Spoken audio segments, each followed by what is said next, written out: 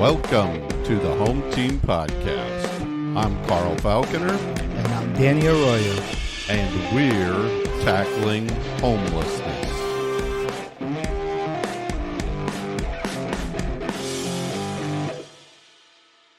Today in our podcast, we will discuss our passions, football and ending homelessness. Please join us through 4 quarters with our topic this week being case management.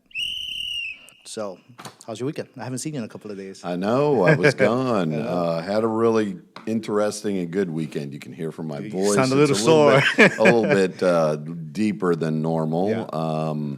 And so don't get used to it, audience. This is not going to be my normal voice. You got that usually. Barry White voice. That's right, the Barry White voice, exactly. Yeah.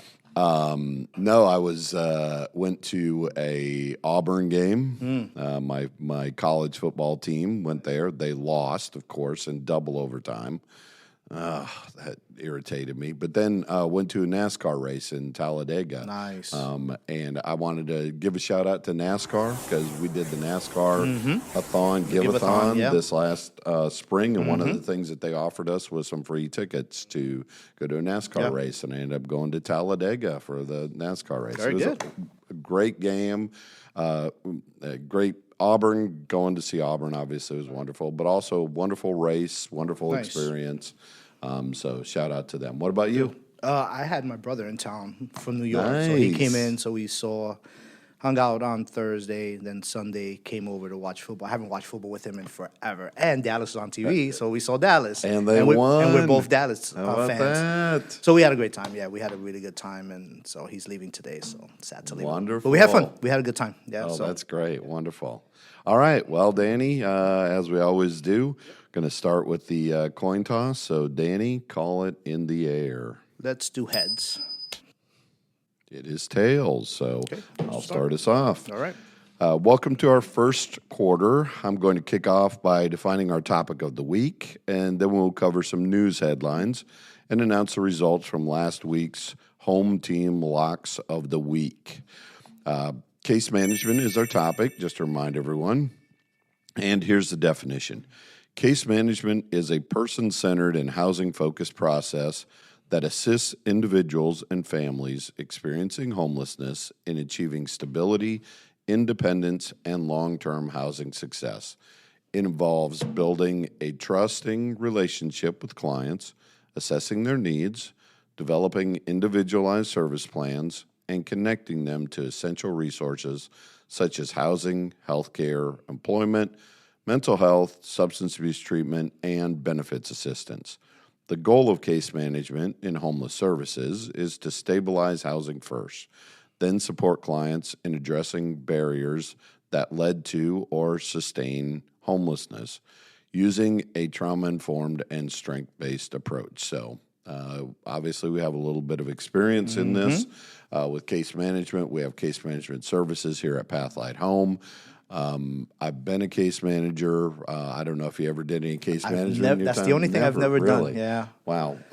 Case management is wonderful. I mean, that's where kind of the rubber meets the road. And the thing about case management, I think, for the homeless service system is this is really kind of the linchpin of anything. If you want to use our football analogies, they're the offensive and defensive linemen. They're the people that are in the trenches, don't get a lot of credit, but they're the ones who really make or break kind of your programs. If you have really good case management, there's a good chance your program is going to be really good.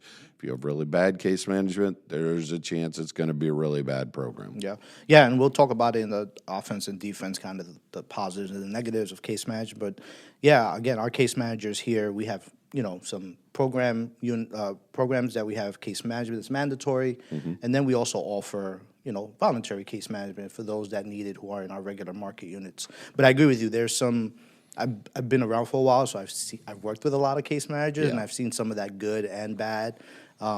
It's a hard job. It's a really hard job to it's kind of like the outreach that we've talked about building relationships. That's right. Same thing with case management. You have to build those relationships for them to trust you and kind of make sure that you're following up and working with them and getting them where they need to be. So it's a difficult job. Yeah, it can be tough, but it can be really, really rewarding. Yes, it can. When you get people into housing or keep them there, it can be the best job in the world. Yeah, I honestly. think some case managers I've worked with, just seeing them when they house people and how happy they are, just handing them their keys. It's a good feeling. It's a good even for the client, it's a good feeling when they're together. So yeah.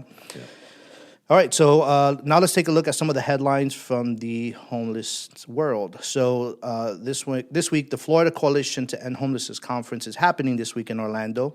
It's a great opportunity for providers to come together, share knowledge, and learn about new things that are happening in Florida. So we attended last year. Right, we This did. year, we sent some of our staff. That's right. And we will be presenting at one of the sessions for our Nobody Left Behind. So Yes, our, absolutely. Our outreach person and case manager will be presenting, so they're excited to do that. Right. But last year was a good conference, so I'm assuming this year is going to be just as good. But this is where all our providers and all our partners kind of attend to kind of just talk about homelessness. I mean, pretty much, And yeah. I think it's a great opportunity. These conferences are great opportunities for people to share their knowledge, share their information. Yeah. You and I talked about, we went to the Texas homeless conference recently, and some people might be wondering, why would people from Florida go to the Texas conference? Well, they do things a little different there. We wanted to learn some of the new things that maybe Florida hasn't caught up with yet, or also talk to people there about things we're doing here in Florida that they might be able to use in Texas. And Yeah, I think these conferences are really good for that. It's you learn from other agencies what's working for them, what's not. You know, are we doing similar things that's working, and how can we change our operations and how we do things internally? But yeah, I love these conferences. So yeah, it's a great time to share, great opportunity to really get out there and good build information. partnerships, build more partnerships. That's which is really absolutely good. right. Yeah. So Yeah. All right, so let's see how our Cowboys and Bears did this week. We had a good week with other than the Auburn. Everything else was kind of good. I agree. So I will touch I up on agree. some of those. But Yes, my absolutely. Cowboys played Washington. It was a division game, so we needed that win really bad. Yeah. But yeah, we had a great game. CeeDee Lamb was back, so which was Yeah. fantastic. So we won 44-22. Ooh, put up some big points we did. there. We did, yeah. So Prescott threw for 264 yards. Javonte Williams ran for 116. CeeDee Lamb had 5 catches, but 110 yards. He had a 70-something one that he caught.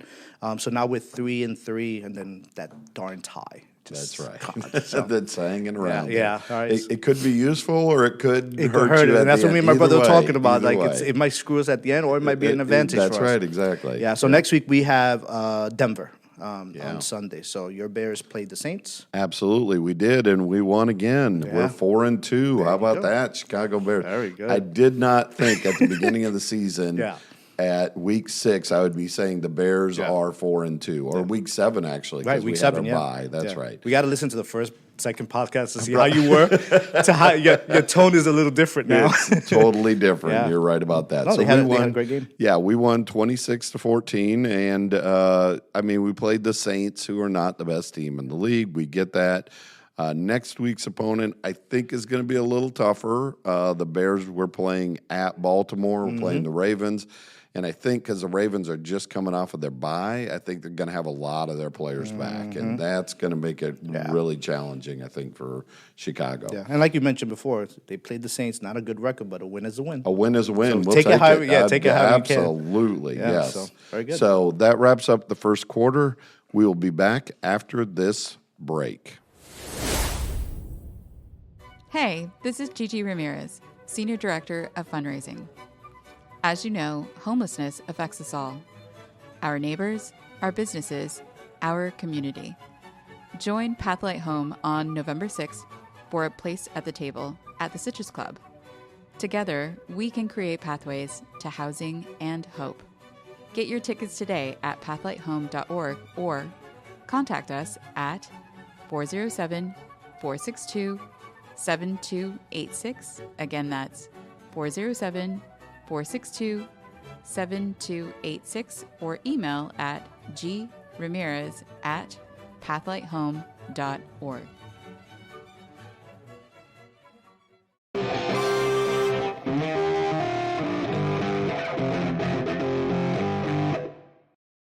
This is the second quarter. We're getting a little deeper into a homelessness topic with something we call offense versus defense. We'll each take turns discussing some opposing viewpoints of our topic this week. The statement that we'll discuss this week is, case managers provide the appropriate level of care to their clients. Please remember that we're trying to show both sides of the issue. These do not necessarily reflect our individual stances on these positions. So, Danny, you're up first. Again, the statement, just to remind everyone, case managers provide the appropriate level of care to their clients. Sure. So my offense this week is it improved client outcomes when care is matched to the client's actual need, client services that are timely, relevant, and effective, leading to better housing stability, mental health, and overall well-being. It's more efficient use of resources, tailoring care levels to ensure that time, funding, and program resources are used effectively. Increased client engagement. Clients are more likely to stay engaged and follow through with case plans when they feel their needs are accurately understood. And we kind of talked about the importance of those good case managers and kind of not so good case managers. Prevention of burnout. By setting clear boundaries around care levels, case managers can manage their caseloads effectively. And I think we'll talk about caseloads and kind of what's appropriate. And then better data and reporting, consistent application of appropriate care levels, help programs collect accurate data, demonstrate outcomes, and maintain compliance with funder requirements, which that's something we're really big on here is collecting data and making sure that we are reporting out on the positive and maybe not the positive stuff. So yeah, absolutely. All right, so those are the pros. Now I'll talk about the cons or what might be some negative things or not so positive things about case managers providing the appropriate level of care. In some circumstances, case managers hold on to people too long. I've seen programs where case managers are allowed to keep people on their caseloads even after the residents don't necessarily need those services any longer. Case managers are not needed for everyone. Sometimes people are put into programs because they need the housing support, they need other services, but case management they don't need. Unfortunately, they have to receive that case manager as well.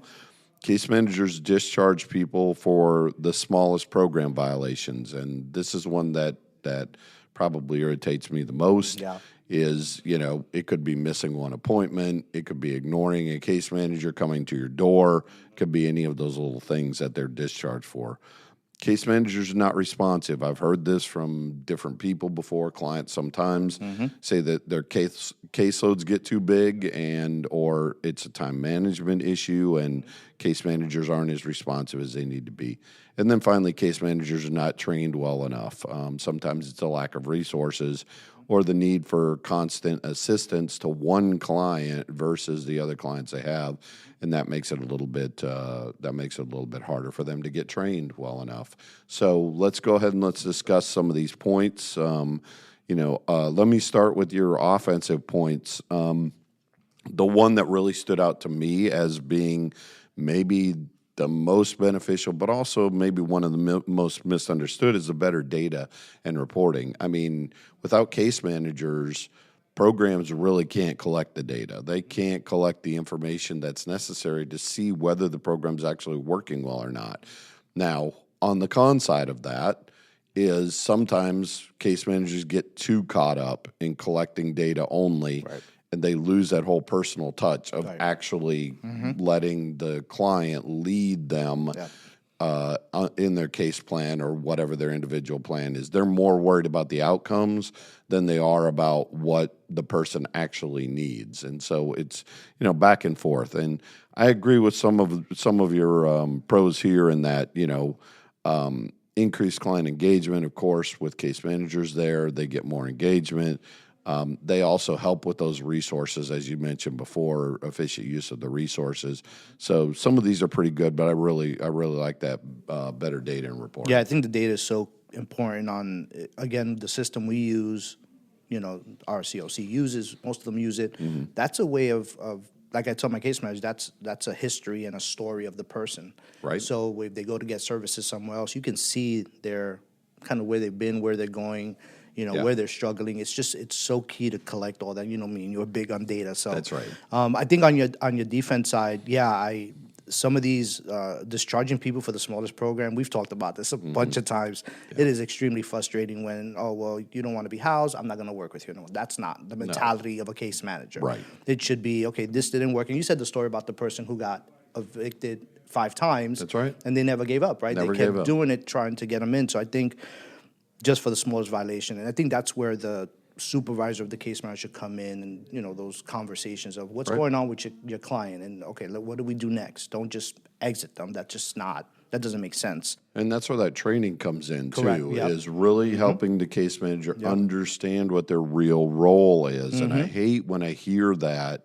someone got discharged for this smallest violation or this smallest thing, because it just says to me, your case manager doesn't really know what their job is. Yeah. Their job is to try and keep you in the program at all costs. Even discharging someone for a big thing is what are we doing for them next? That's right. Not just one Exactly. and done. It's That's what right. are you doing next? Okay, they violated whatever they did. That's it, right. It was a big issue. That's right. But what are we doing next? It's not just go back in the street. It's That's what are the exactly right. options do we have? And I think case managers sometimes are in that moment of they have to go, but not what are the other. And some of the things that I've actually seen in my experience has been when I was a case manager. I know one of the things that we really used to harp on and focus on is if someone wasn't working with me, if for whatever reason they were violating the rules or they just wouldn't answer the door when I came there or whatever.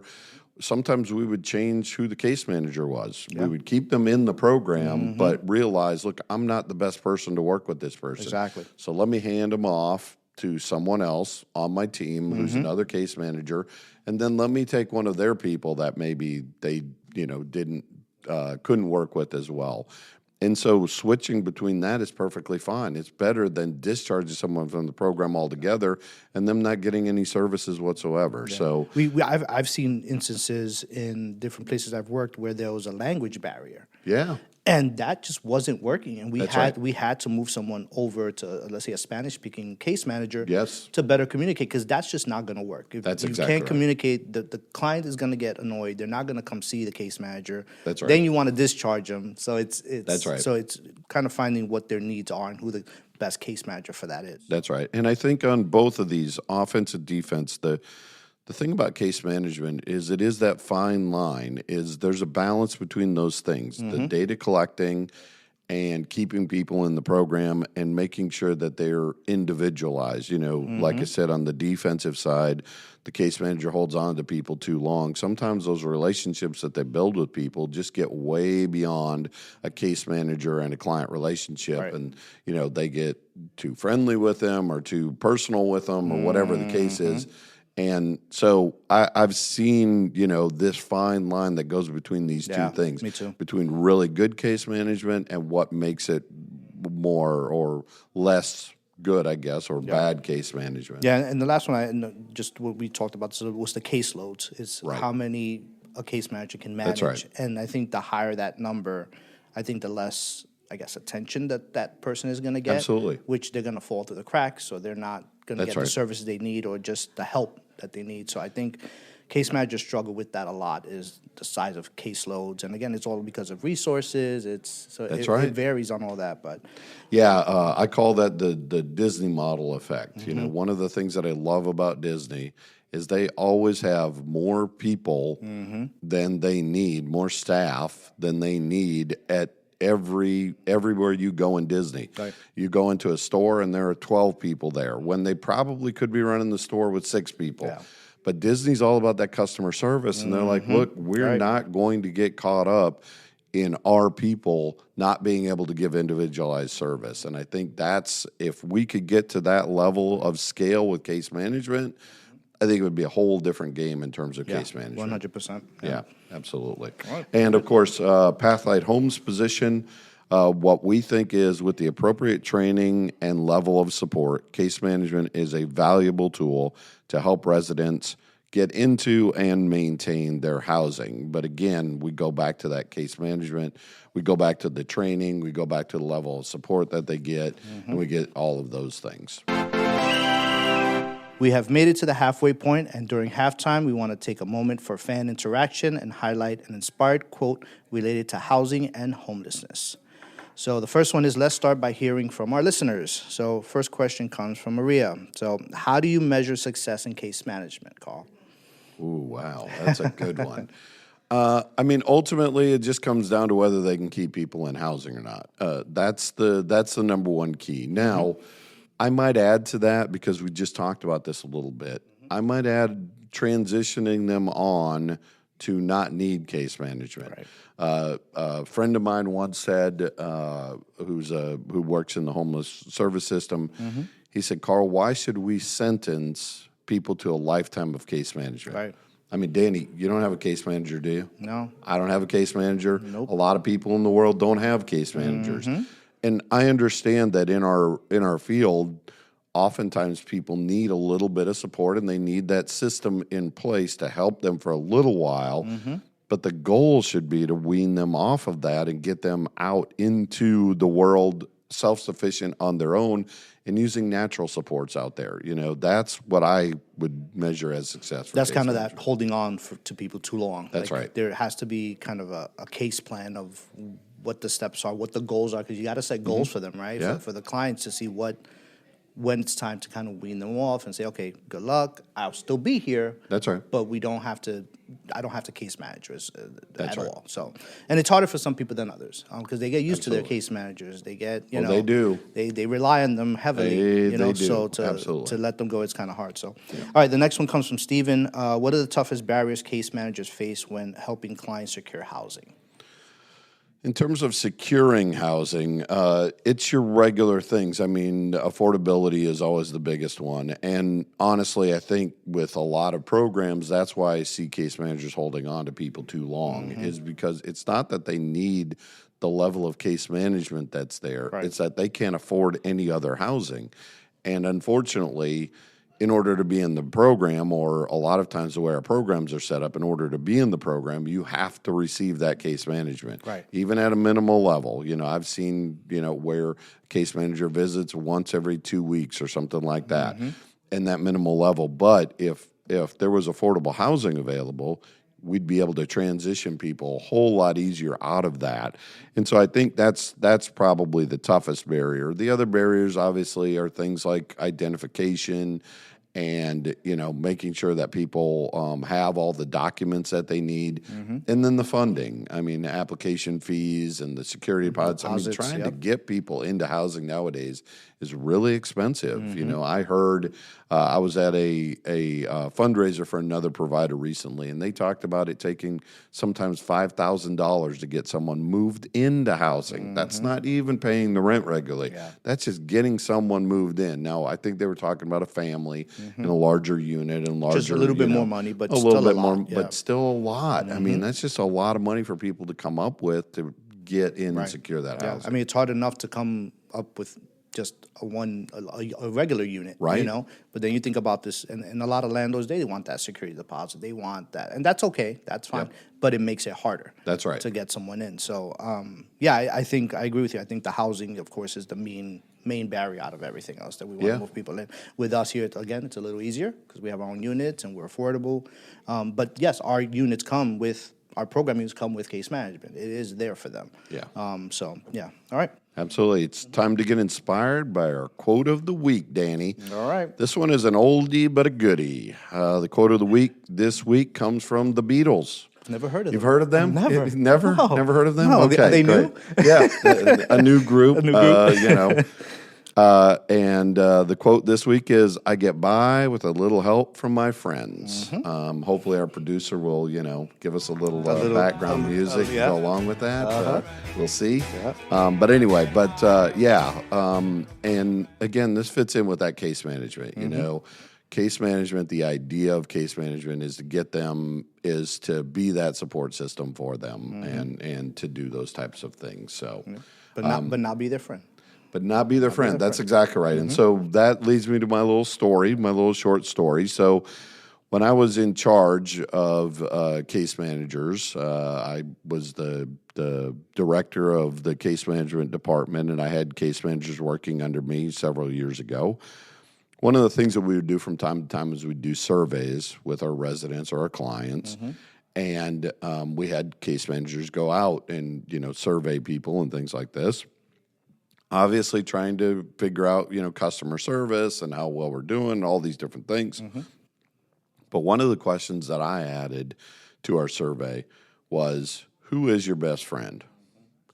And it was interesting for case managers to come back and have written on their surveys that their clients said that they were their best friend. The case manager was their best friend. And I said, you're wrong. That's wrong, yep. I said, you're wrong. I said, they cannot be your best friend. I said, you are a professional who's getting paid to help these people, to support these people and get them and keep them in housing. But you should be moving them on to some kind of self-sufficiency where they can have friends out in the community. And again, it's that transition from relying on me as your case manager, as your only support system, to now building your own natural support system. And again, we don't have case managers, right, Danny? You and I, we don't have case managers, but we have natural support systems, you know. We have spouses, we have family members, we have, you know, groups that we hang out with outside of our homes. Yeah. So, yeah, no, I agree. I think that, again, kind of what we discussed is that enabling and, you know, it's clients hold on to you, and it is that you're doing a good job with them because they trust you and they want to work with you, but you have to draw that line of where it's professional, and once it becomes personal, it's going to cross a lot of issues. That's absolutely right. So, but I think it's just setting those boundaries with the client right away and say, I'm here for you for this, this, and this, but I'm not here for this, this, and this with you. That's exactly right. And or to be here forever. Forever, right. You know, that's not the goal here. The goal is to get you out and meeting other people in the community. And I think that's what case managers should do, is start helping them going out to churches and going out to community events and just start meeting people and networking and just getting to know more people. And that's exactly right. It'll kind of make them forget the case manager eventually. So. That's exactly right. Yeah. And Danny, I know this was a part of our segment, but I have a bonus story for you. Okay. I just thought of it off the top of my head as we're sitting here. This is a story of a gentleman who got into a program. He was kind of a big biker dude or whatever, you know, the typical stereotypical biker dude that you would see. Huge guy, wore leather all the time, had the beard, the tattoos, all this good stuff. So his case manager told him he had to start, getting involved in the community, and because they were trying to transition him out to do other things. And he went to a community center, so they took him to a community center and looked at all the activities that were there, and of all the things that he could choose, he signed up for knitting. Oh, knitting, right? Okay. So here's this big biker dude as he goes into this knitting group with all these older ladies, these, tiny older ladies sitting around knitting and all this stuff.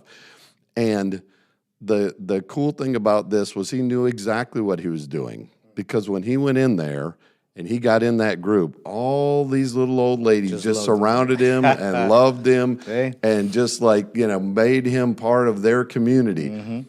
The story goes, he never once knitted anything at the knitting sessions. Okay. But he also never had to prepare any of his own meals. They had meals for him, and they would come visit him and all kinds of stuff. That's great. And that's a great transition, and understanding what your needs are and what you need out in the community and getting those paired up is just absolutely, crucial to getting people out in the community on their own and getting those natural supports. But definitely. That's a good one. Yeah, I thought that was a pretty good story when I heard that one as well. All right. And that concludes our halftime. Please stay with us after this short message. Hello, everyone. I'm Carl Falconer, the president and CEO of Pathlight Home. And I'm often asked by many in the community, what can I do to help end homelessness? I would like to invite you to join Pathlight Home's efforts. Pathlight Home is a 501c3 nonprofit organization in Central Florida. We currently have 560 units of housing that we provide to individuals experiencing homelessness. But we also provide additional support through employment resource centers and mental health services. We have a drop-in day center where people can come in from the heat, do laundry, get meals, all in preparation to get them into housing eventually and off the streets. Community involvement is key to the success of our efforts, and we love when community members want to get involved with Pathlight Home. There are 3 things we invite you to do to help. Number 1, consider supporting us with funding. No donation is too small, and every dollar has an impact on our community. You can go to pathlighthome.org and click our donate button to contribute anytime. Number 2 is volunteering. We'd love to have volunteers come in and help us with any of our projects. We have ongoing projects and needs, but are also open to individuals and groups sharing specific talents in ways that build up our residents. Number 3 is take a tour with us. Come here to our facility and see what we do for yourself. It's the best way to get an inside look at what we're doing at Pathlight Home each day. We think it's important to understand the work it takes to fight homelessness and love the opportunity to meet community members who are passionate about the issue. We love our Central Florida community and are grateful every day for the continued support. And again, to get involved, go to pathlighthome.org. Thank you.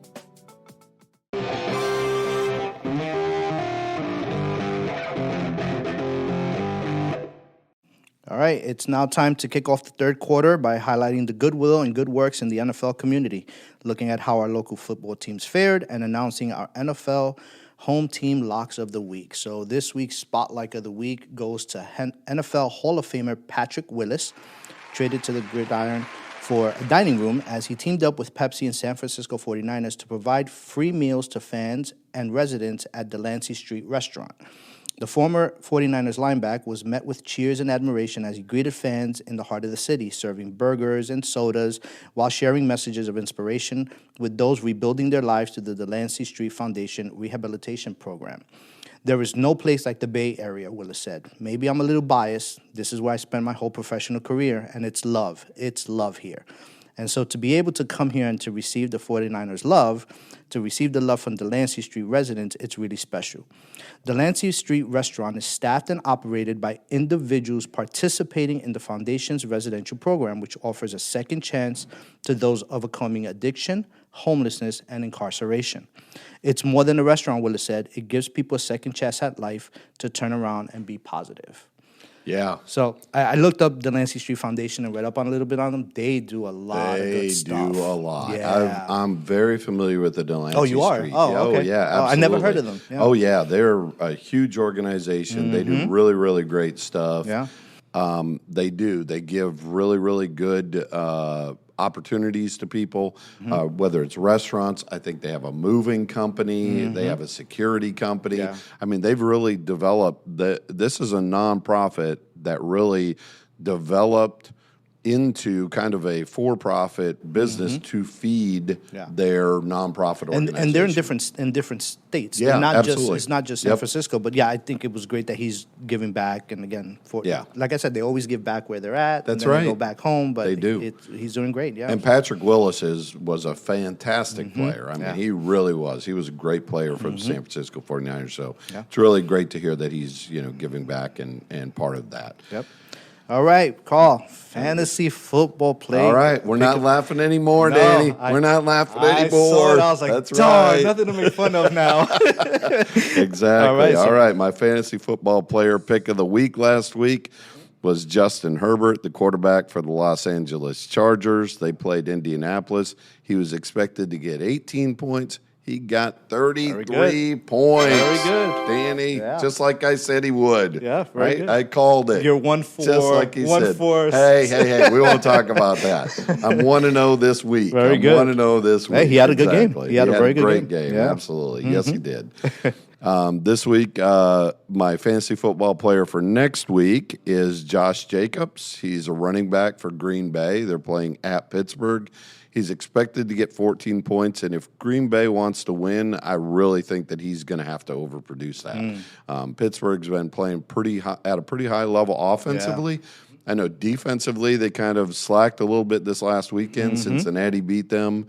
Joe Flacco moved to Cincinnati and then beat Pittsburgh there after beating Pittsburgh in Cleveland earlier. So, How's Josh Jacobs doing so far this year? He's not doing too bad. Again, he's expected to get 14 points, so that's a little higher than normal for most fantasy football players. But But he's doing pretty good.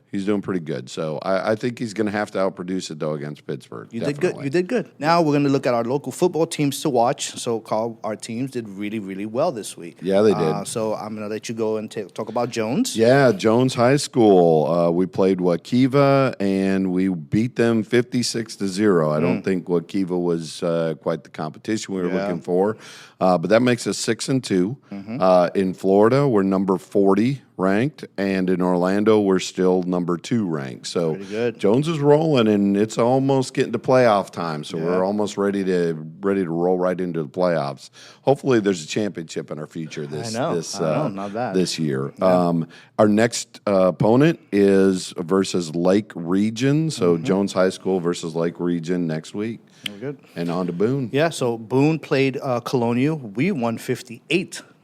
Oh, had to beat not Tal Shine Jones, but 50. I called them during the game. I was like, we need 2 more. You need 2 more. So Okay. do a safety or something. But yeah, we're 58-0. We are currently 8-0, so we haven't lost this year. Rolling. Yeah, we're actually 44 so far in Florida rankings, and we've moved up to number 9. So we're chasing you guys. Closing in on us. Absolutely. Yeah. So I was looking back at when we first started, where the rankings were. Right. They're just shooting up like really fast. Yeah. So they had a great game.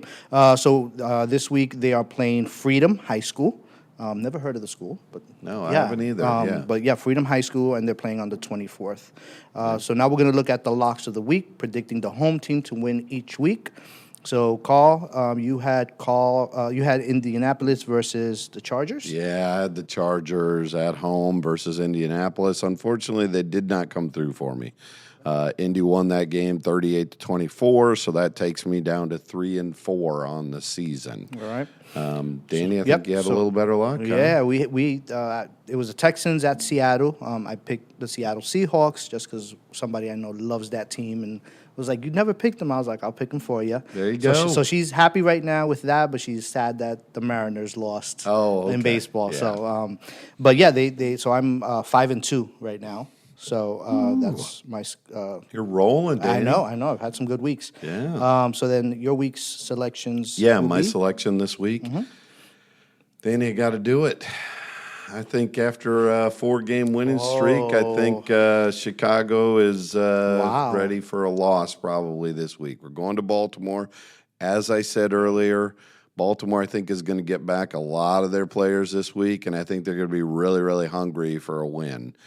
We've been on a streak now. We're 4-0 for our last 4 games. I think I'm questioning your loyalty now. No, I just no, but it makes sense. I looked at the game and I'm like, yeah. I think this is a trap game for us. I think we're feeling a little bit too good about our team, and I think Baltimore really needs this win. If they lose this game, they could be risking not making the playoffs at all. And that's my Super Bowl pick, so they better win. Yeah, exactly. What about they've been you? having a rough week, rough season. So I have your nemesis, the Packers, against the Steelers, and I am picking the Steelers. I love that pick, Danny. I love it. 6-2. That's what I'm hoping. 6-2. Good pick. So again, that's my dad's favorite team as well. So I'm catering to the people that listen to us. There you go. Good. Yeah, so I picked the Steelers. Wonderful. So we'll see.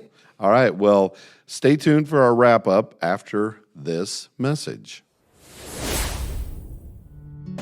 Hello, I'm Gigi Ramirez, the Senior Director of Fundraising and Engagement here at Pathlight Home. For over 30 years, we've helped more than 8,000 people transition from homelessness to hope. But when someone moves from the streets to their own home, they often have nothing. That's why we provide immediate essentials, everything from bedding and food to soap and cookware, to help them truly feel at home. Beyond housing, Pathlight offers career training and supportive services, like our 12-week culinary program, helping residents gain skills, find jobs, and rebuild independence. You can be part of the story. Volunteer your time, donate essential goods, or become a monthly Pathlight hero, ensuring every neighbor has a chance to thrive. Visit pathlighthome.org to donate today.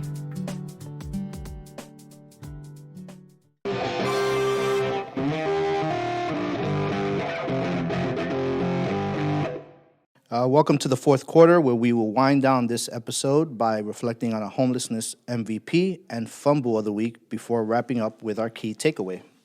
All right, so I'll start it with the MVP of the week, the homelessness MVP of the week. As we mentioned, the Florida Coalition to End Homelessness Conference is going on this week. So our MVP of the week is Gregg Colburn. He is the co-author of the book Homelessness Is a Housing Issue. I actually got to meet Gregg when I was in Asheville, North Carolina. Nice. He's fantastic, great guy.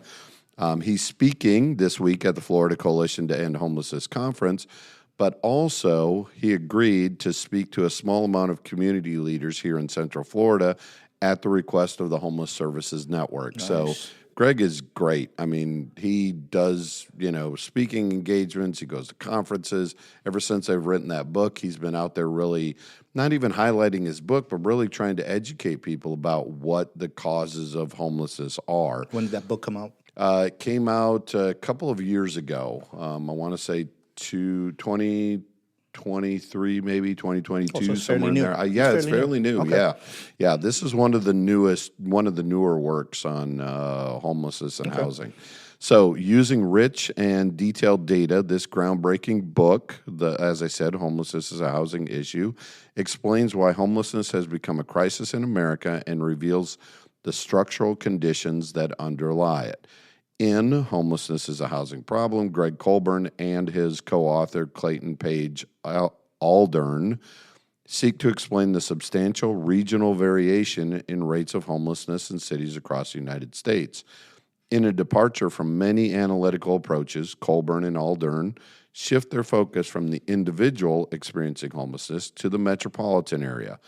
Using accessible statistical analysis, they test a range of conventional beliefs about what drives the prevalence of homelessness in a given city, including mental illness, drug use, poverty, weather, generosity of public assistance, and low-income mobility, and find that none of those things explain the regional variation observed across the country.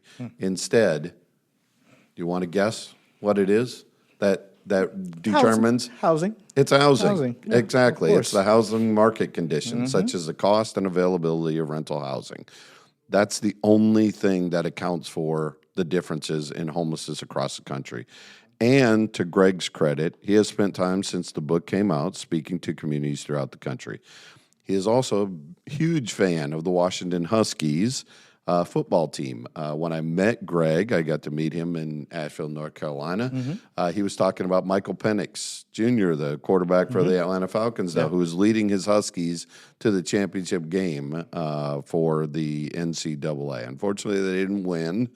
But he is a huge fan of the Washington Huskies and just an all-around great guy. Gregg's wonderful, but it was really great hearing his presentation. If you ever get a chance to hear it or read his book, it's fantastic because it really does do a deep dive data analysis of all the things that people think cause homelessness. Yeah, exactly. And what they find is from place to place. They, an example of that is they talk about. I think in his presentation he did previously that I saw, he was talking about Alabama. Right, Alabama has some of the highest rates of poverty in the entire country, but there's very little homelessness. And the reason is because rents are low and affordable housing is available in Alabama. Right. And so it doesn't make any sense, though, that the poorest people would not have the highest homeless rates. Right. But it's true. It's true. In some of the poorest areas, homelessness is the lowest because rent is low. People can't afford anything else. Yeah, I think if you're talking about homelessness and you're not talking about housing, it doesn't. There's no sense in it. Yeah, you're going to talk about all these other things, mental health, and you still have to. Housing is the key thing. Absolutely. Without that, we can't address all the other things. No. If we're not working with people to get them housed. Absolutely. So that's our MVP of the week, Gregg Colburn. Yep. So now on to our fumble of the week. This week is a Beverly Hills man was arrested in federal fraud cases involving the misuse of public money earmarked for California's homelessness crisis, prosecutors announced. Federal officials held a press conference Thursday morning to announce the charges, with representatives from the FBI, the IRS, and the U.S. Department of Justice speaking at the U.S. courthouse on Spring Street. Accountability for the misuse of billions of tax dollars intended to combat homeless starts today, said Acting U.S. Attorney Bill Esali, I guess. Charges have been filed against Cody Holmes, 31, the former chief financial officer of Shangri-La Industries. Holmes faces mail fraud charges after allegedly submitted fake bank records and balance sheets to the state housing department to obtain nearly $26 million in grant money as part of Governor Gavin Newsom's Project Home Key initiative, which turns old hotels into transitional housing for the unhoused. That money was intended for projects in Thousand Oaks, Redlands, and King City. According to the federal complaint, Holmes claimed Shangri-La and its affiliates held about $160 million in available funds. My God, that's a lot. Yeah. Prosecutors say those accounts never existed. Instead, Holmes allegedly funneled millions into personal American Express accounts to fund purchases at luxury retailers. Holmes was arrested Thursday morning. Asali said the FBI and IRS criminal investigation are leading the probe. Holmes faces up to 20 years in prison if convicted. That is... And this is what gives our industry such a bad name. Yeah. You know, is things like this where people are using money that's intended to provide housing and services to individuals experiencing homelessness and then funneling it to other things. Look, we deal in large amounts of money on a regular basis. Right. I mean, we have projects, capital projects that are happening right now here that are millions of dollars worth of things. And we have to be accountable, and we have to make sure that we're doing the best and being as efficient as we possibly can with all of the dollars that we get, because we need every single penny to be able to go to that housing and those services. Right. And to see this and this be wasted by, you know, someone funneling it to, you know, advance their lifestyle basically and, you know, do that, it's criminal. Yeah, that's just that just gets me mad. Yeah, just seeing someone take advantage of the system and take advantage of, you know, and now taking advantage of people who don't have anything, who are trying to get something, and just it's not good. So yep, absolutely. All right. And finally, here's our key takeaway for this episode. The number one thing that keeps people from becoming homeless is a good community support system. Whether it's a professional support system like case management or a natural support system, it can and will keep people housed. I know a lot of people, the one saying, and I think we've talked about this in one of our previous episodes, you know, you're 1 week away from being homeless, one paycheck away. The reality is that most people aren't 1 week away or one paycheck away, and that's because they have support systems. But people who don't have support systems or stable support systems in place, they really are on the verge of becoming homeless, regardless of your paycheck or regardless of whatever. If you don't have a good support system in place, there's a real good probability or possibility that you could become homeless almost any time that you're out there. Yeah, no, I agree. I think that's something we do well here is if we see someone struggling or someone having some type of crisis that they might lose their housing.